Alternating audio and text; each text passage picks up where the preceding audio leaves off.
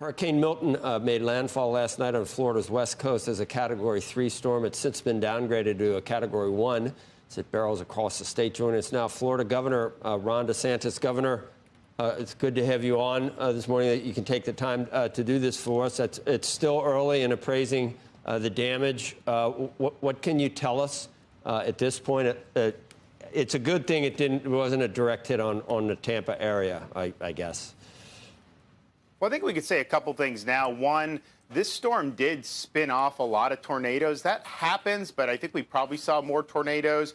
We anticipate there's going to be confirmed casualties on the tornadoes, and that was all the way on the east coast of Florida. It wasn't even necessarily where it made landfall. And we've been doing rescues all throughout the night.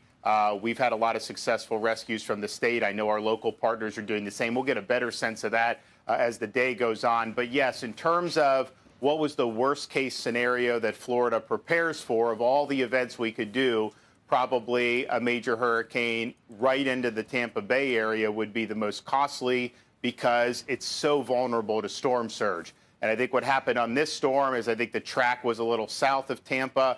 The storm did weaken. And, 3 is still a big storm, but it weakened from where it was. And so you ended up having the water get sucked out of Tampa Bay rather than have the 10, 15 feet of surge in Pinellas County in the Tampa Bay area. So in that sense, we did not have as much surge overall than we did with Hurricane Helene just a couple weeks ago. But this also cut across the entire Florida peninsula. We've got over 3 million people without powers. We were able to restore about 2.4 million after Helene relatively quickly. This is even more significant in power outages. And we also have some damage on the east coast of Florida. I mean, that has produced flooding. It produced surge in places like Daytona Beach and St. Augustine. And then even in the heart of Florida, like Orlando, there was so much rain on the northern side of this storm that we are having some flooding events. So I'll be out in the field surveying this, but our guys are on it. We staged 50,000 utility workers in Florida. We brought them from as far away as California to be ready to go as soon as that storm has passed. They're already on the west coast of Florida working to restore people's power. We also have huge search and rescue assets. So anyone that's needed help is getting that help right now between our local, state, and federal partners. And we'll survey the damage and get people back on their feet. But we'll get through this. Governor, even if there hadn't been a second storm following Helene, it was already, you were right in the middle of trying to recover from that, I think. How badly did the same areas or people, how badly were they affected or exacerbated by this new storm? Was there a lot of overlap at this point? Well, where Helene made ground zero up in northern Florida, fortunately, they had modest and minimal impacts. I mean, you had 15, 20 feet of storm surge in places like Steinhatchee up in the northern part of Florida. This storm bent much further south than that. One of the issues that we had, though, Joe, was on the west coast of Florida produced a lot of storm surge, Helene. People had to muck and gut their homes. It did property damage. So you had massive amounts of debris that were basically on the side of the roads. These local governments, they have contractors that'll come in and take it. But these hurricanes, these guys take a long time. So what we did this weekend, once we saw the storm form for Milton, I did a state of emergency. I took every truck in the state of Florida that we have across our agencies. We surged them to the barrier islands in like Pinellas, Manatee, Sarasota County, and we started hauling debris 24/7. So these guys were out there doing debris up until the wee hours of the morning yesterday, right until the wind started picking up. So we were able to knock out probably about half of that debris as a result of that emergency mission. So it's too soon to know kind of what the remaining debris did. But the reality is, when you have a storm, there's going to be damage no matter what. If you got a lot of debris out that turns into projectiles, it could do a lot more damage. So we sprung into action and help with that. And we'll get a better sense today as people survey the damage, what the remaining debris may have done.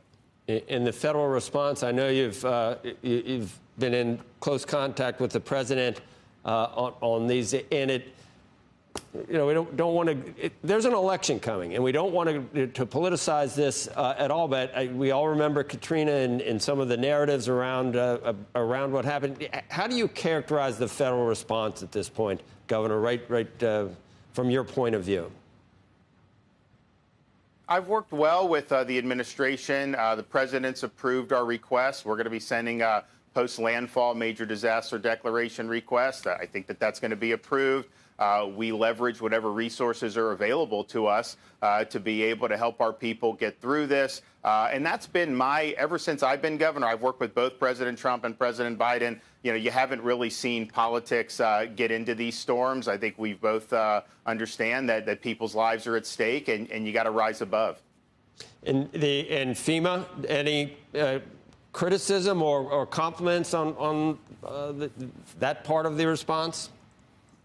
Well, here's the thing, I think. So in Florida, you know, we drive the train here. This is something, you know, our state is a peninsula in the middle of a tropical environment. I mean, we are just built to be able to respond to hurricanes. It's been something that's been endemic to our state's history. So we know we have to do it. So we are the ones that are leading. We have massive amounts of resources that we bring to bear. And then what we use FEMA for are whatever federal programs are available, individual assistance, some of the reimbursements. We seek that and we do it. But I think anyone that's relying on FEMA to be leading the response, that is not the way proper storm response is. It really is a state-managed thing. We have a lot of locals who are executing, and then the feds are really there in a supporting role. So we put up approvals. They give us approvals or not, and in this case, they've provided approvals when we've asked. But ultimately, we're driving the train. And so if there's a storm response, any state that says, well, FEMA should just come in and handle it, that you're not doing well by your citizens. And so I think we've handled it the right way in Florida. We use them for support, but we don't depend on them to lead the way. How would you characterize just the overall ability to protect your home now in Florida on the coast in terms of federal flood insurance and private insurance? And I would imagine some people, Governor, are like, I'm out of here. I'm going, I don't know, I'm going to Missouri or something. I mean, it's difficult. Well, it's difficult to be a Florida resident. Well, Joe, they say that after every storm. I can tell you when Hurricane Ian hit in 2022, that was a stronger storm than this one was by orders of magnitude. And within 2 weeks, you have capital flowing into like Cape Coral. People are buying the homes. So there's always going to be an allure to live down here. But it's interesting. After Ian, we did a series of major home insurance reforms to try to stabilize Florida's market. And since that, at the end of 2022, we actually have companies coming into Florida. You know, they're leaving places like California. We've had a big increase. In 2024, if you look at the rate filings, we had over 40 companies file rate either no increase at all or actually a decrease. The average reinsurance rates in Florida actually went down in 2024, and I think that's a result of our reforms. And we're going to be able to announce today, actually, that USAA is going to continue to responsibly grow in Florida. Now, I think a lot of what we've seen with Helene, and I think probably on this storm, is going to be more the federal flood insurance, which is different than the wind insurance. We don't have a sense of what those claims will be, but certainly with Helene, my sense was most of the damage was from flood, not wind. I'd also just point out, after Hurricane Andrew in 1992, Florida updated its building code. We've got a very robust building code. It costs a little more to build homes here as a result of that, but I think what you've seen is a Category 3 storm comes in.